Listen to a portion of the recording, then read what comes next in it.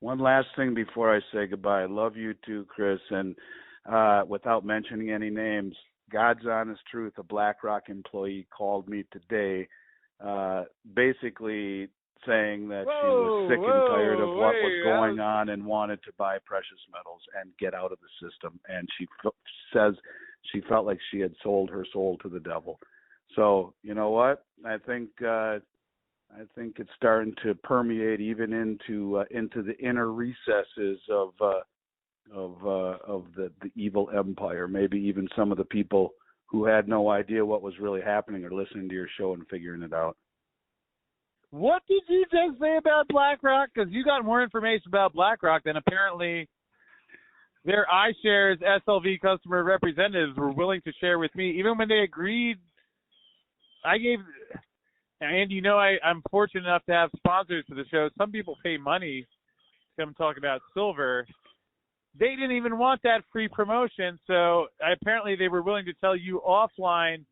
Is there something you could repeat that you feel comfortable sharing about what Blackrock just told you?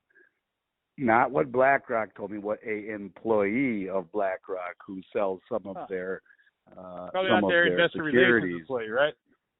Yeah, and basically she said she felt as though she sold her soul to the devil, and she's contemplating actually walking away from her paycheck and her career solely so that she can access her 401k, which is, in her words, being held hostage, so that she can have some sort of ability to control her funds herself and buy physical metal and take possession of it. So, you know what? I think people are starting to get it, Chris, and that's the moral of the story, is that people are getting it, and it's not just us tinfoil hat fanatics any longer that are talking about it. It's permeating all the way into the mainstream, and because of guys like you. Andy, just to concretize the learning lesson one third and final time here, are you saying that someone who works for BlackRock called you to buy silver because they felt that would be the spiritual equivalent of purifying their soul from the devil? I want to make sure I have the nomenclature correct. More or less, yes. That is pretty much verbatim. Good enough for me. She was a lovely young lady, by the way. She was a lovely young lady and very smart and totally gets it and understands it, and is faced with a moral dilemma, Chris. And we'll see who wins, evil or darkness. But she's trending towards the light. That I can promise you.